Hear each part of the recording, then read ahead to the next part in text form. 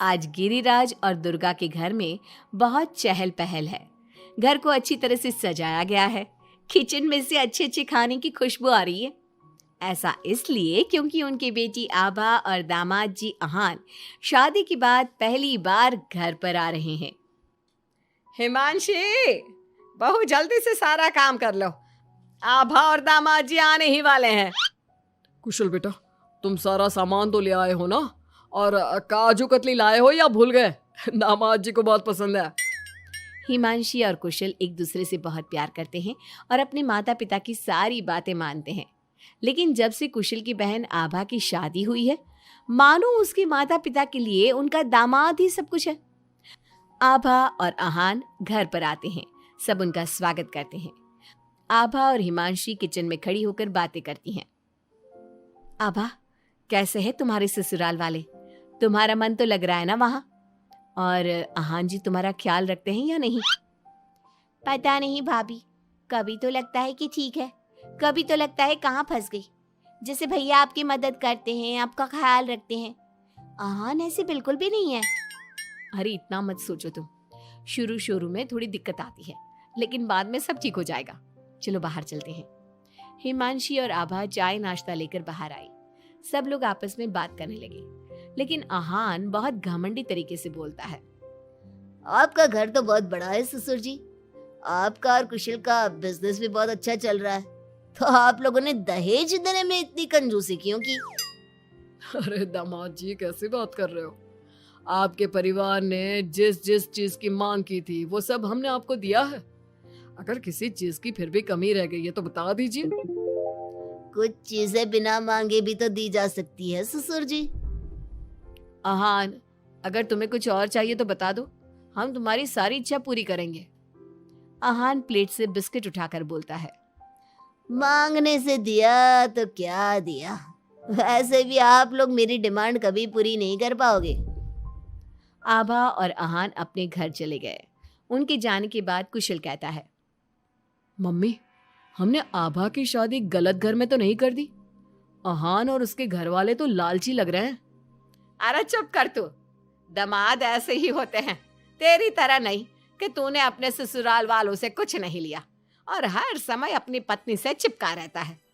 Office से थका हारा आता है और अपनी पत्नी के साथ घर के कामों में मदद करता है।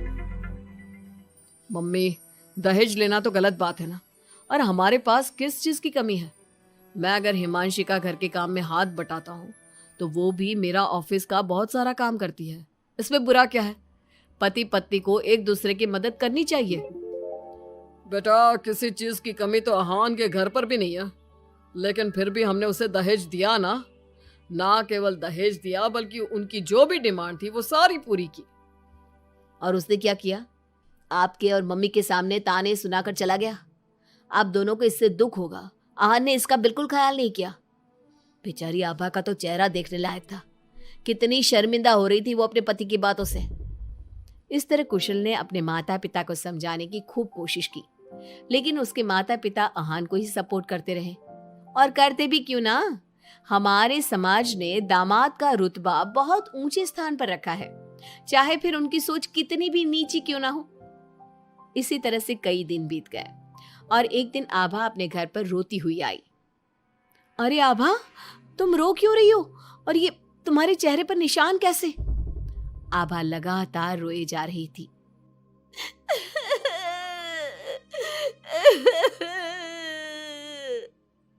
अरे बता मेरी बच्ची, क्या हुआ है तुझे? मत रो इस तरह, मेरा तो दिल बैठा जा रहा है। क्या हुआ है बेटा? हिमांशी और दुर्गा के बार बार पूछने पर आभा ने बताया। मम्मी, मुझे अहान ने बहुत मारा है। क्या? दामाद जी ने तुझ पर हाथ उठाया? लेकिन क्यों? वो रोज शराब पी कर आते हैं और मुझे मारते हैं, लेकिन आज तो उन्होंने हद ही कर दी। क्या अहान जी शराब पीते हैं? ये बात तो उनके घर वालों ने बताई नहीं थी। अरे कौन अपने बच्चों की कमियां बताता है? आने दे तेरे पापा को, वही बात करेंगे अहान और उसके घर वालों से। शाम को जब गिरिराज और कुशल घर पर आए तो उन्हें आभा का चेहरा देखकर बहुत गुस्सा आया, लेकिन वो करते भी क्या? आखिर अहान घर का दामाद है। पर आभा के चेहरे पर चोट के निशान देखकर कुशल से चुप नहीं रहा गया। कुशल ने फोन करके आहान से बात की। आहान, तुम्हारी हिम्मत कैसे हुई मेरी बहन पर हाथ उठाने की? तुम्हारी बहन घर में किसी की बात नहीं सुनती, जो उसके मन में आता है वही करती है। अब तुम ही बताओ, मैं कैसे चुप बैठ सकता हूँ? अगर वो किसी की बात नहीं सुनेगी तो तुम उस पर हाथ उठाओगे? मैं तुम्हारी तरह नहीं कि अपनी पत्नी के पीछे पीछे घूमता रहूं। अगर तुम्हारी बहन जरा भी टेढ़ी चली ना तो मैं उसे इसी तरह से मारूंगा। ये बोलकर आहान ने फोन काट दिया। ये सुनकर कुशल को बहुत गुस्सा आया। कुशल ने कहा, अब आभा अपने ससुराल नहीं जाएगी। आपने उसकी शादी गलत इंसान से कर दी। वो आदमी आभा के लायक ही नहीं है। अरे पागल हो गया है क्या? अपनी शादीशुदा बहन को घर पर बिठाएगा? लोग क्या कहेंगे? मम्मी, आपको अपनी बेटी की चिंता है या लोगों की?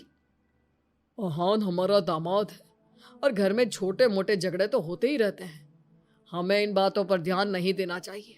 हम आहान के माता पिता से बात करेंगे।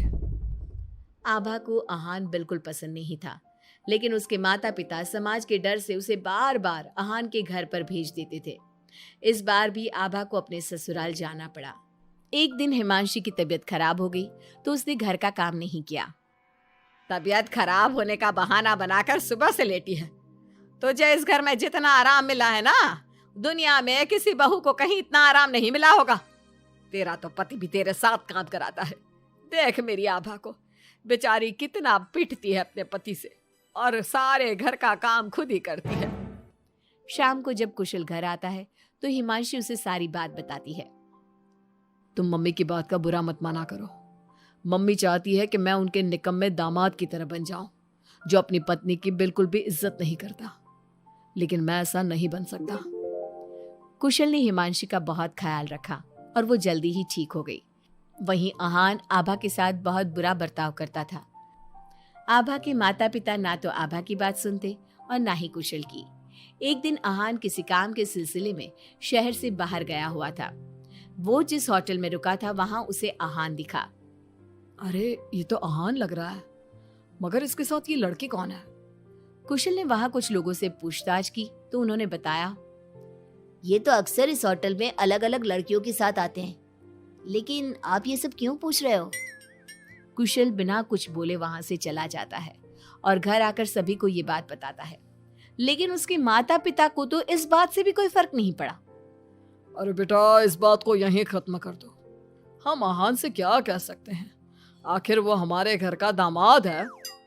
बेटा देख, ये बात ना आभा को मत बताना, नहीं तो उसे बहुत बुरा लगेगा। आप दोनों किस मिट्टी के बने हैं? दामाद दामाद कहकर आपने उसे सर पर चढ़ा दिया। मैं आपकी बहू के साथ अच्छा बर्ताव करता हूं तो आप मुझे झोरू का गुलाम कहते हैं। और आहान आपकी बेटी को जानवर की तरह पीटता है, अब तब भी उससे बात करने की हिम्मत नहीं करते। आप लोग बेटे और दामाद में इतना फर्क क्यों करते हो? बेटा, दामाद को तो सर का ताज समझा जाता है। हमेशा से ऐसा ही चलता आया है। अरे हमारे समाज ने ऐसे ही नियम बनाए हैं। चाहे वो आपकी बेटी के साथ कैसा भी बर्ताव करे, उसे जानवरों की तरह मारे पीटे। मम्मी, ये पुराने जमाने की बातें हैं। आजकल कोई पढ़ी लिखी लड़की इतना नहीं पीट रही जितनी हमारी आभा पीट रही है, वो भी सिर्फ आप दोनों की वजह से। मैं आज ही उसके ससुराल जाकर उसे सारी बात बता दूंगा और आखिरी फैसला उसका होगा। कुशल और हिमांशी आभा के पास जाकर उसे आहान की सारी सच्चाई बता देते हैं। आभा अपने भाई के साथ आ जाती है। घर आकर वो अपने पति को तलाक के पेपर भेजती है।